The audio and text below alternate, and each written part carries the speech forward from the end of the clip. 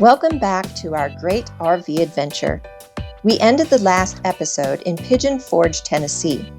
Today we will venture into Kentucky and Ohio. During the last days of August, we drove from the Smoky Mountains to Mammoth Cave. The journey caused us to backtrack along the Nashville to Smokies route that we took only a few days before until we ventured north into Kentucky and found our way to our campground in Cave City. Once we got set up for the night, we ate our dinner of, what else? Kentucky Fried Chicken. The next morning, we woke up and got ourselves to the Mammoth Cave National Park Visitor Center right as it opened at 8:15. We had time to play around in the gift shop, which is where we bought some Junior Ranger hats for the two youngest guys, and we asked the park ranger all of our annoying tourist questions, and we bought our tickets for the 9 o'clock cave tour. There were several different cave tours to choose from, each with a different route through the caves and with different emphasis, but we chose the historic tour to learn about the different ways that humans have used the cave in the past. First, a little bit about the cave itself. Mammoth Cave is named so because of its size, not because woolly mammoths were found there. And it lives up to its name, being the longest cave system in the entire world. I toured the cave with my parents and my sister back when I was a kid, and at that time 390 miles of the cave had been discovered and mapped. Since then, that number has reached 400 miles. Yes, it's hard to comprehend just how large this cave is, and there's more to the cave that's yet to be discovered. Our tour guide, Ranger Joe, did a phenomenal job walking us through the 2 miles of our cave tour. At first, we were a little bit chilly, because the temperature of the cave is a constant 54 degrees Fahrenheit. But as we descended further and the outflow of the wind died down, we adjusted to the coolness of the cave. But luckily, we were smart enough to bring our sweaters with us. Our tour taught us about the historical significance of the cave, but we also got to experience the awesomeness of the natural underground beauty. Some of the chambers were so large, they literally could not be captured on camera. In addition, we saw several lone bats flying just inches away from us. That's one advantage to going to the first tour of the day.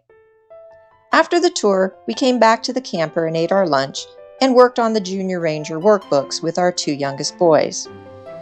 At 2:30, we returned to the park for a little while. My husband and the 4 older boys attended a ranger-guided tour about slavery, while I tended to the younger boys and helped them receive their Junior Ranger badges. We then went back to the camper for dinner, and then went back to the park a 3rd time for the ranger-led campfire program. The topic for the night was about the mystical and mythical history of the cave.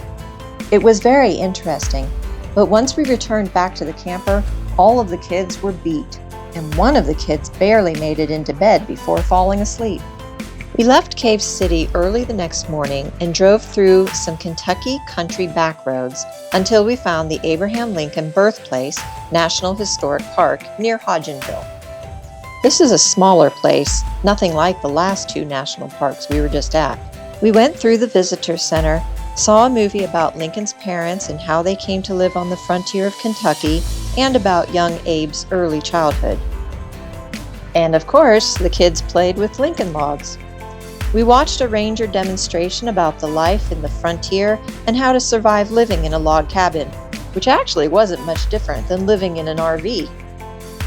And once again, our 2 youngest fellas did the Junior Ranger program and earned their badges.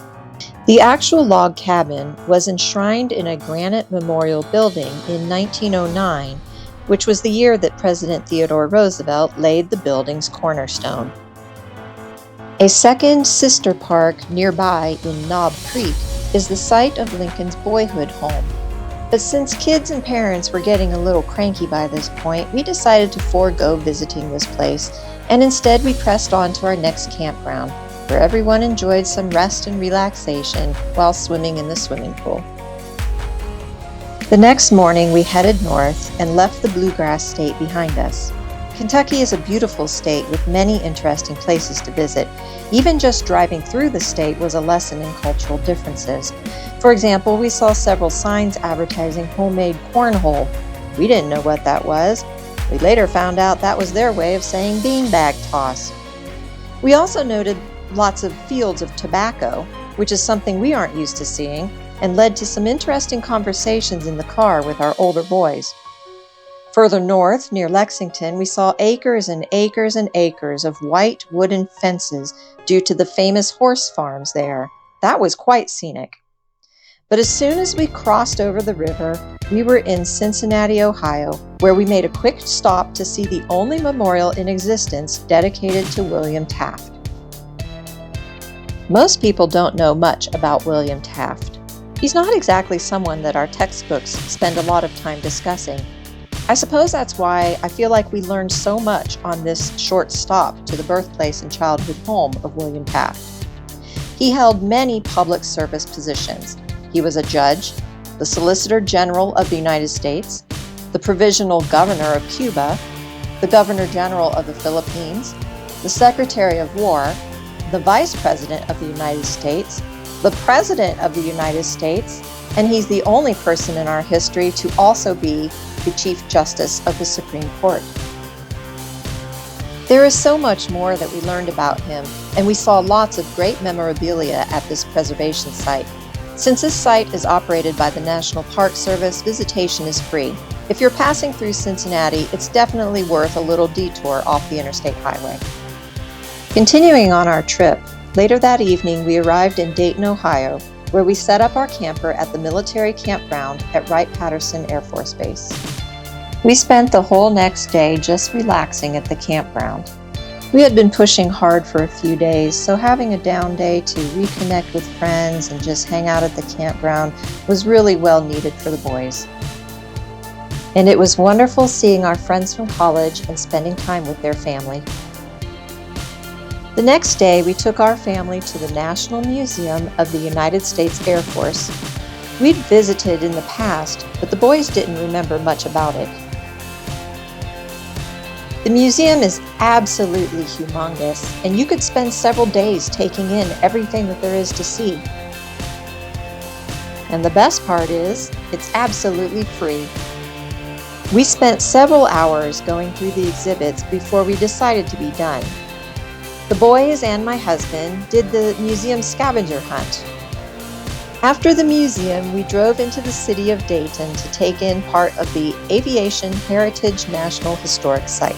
Dayton is where Wilbur and Orville Wright had their bicycle shop and where they developed the first airplane. We got to go through the visitor center, see the site of the Wright brothers' bicycle shop, and see the site of their home.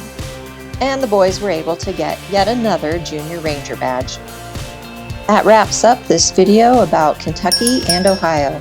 Join us on our next adventure as we go into Northwest Pennsylvania and Niagara Falls. Thanks for watching. Be sure to subscribe. See you next time.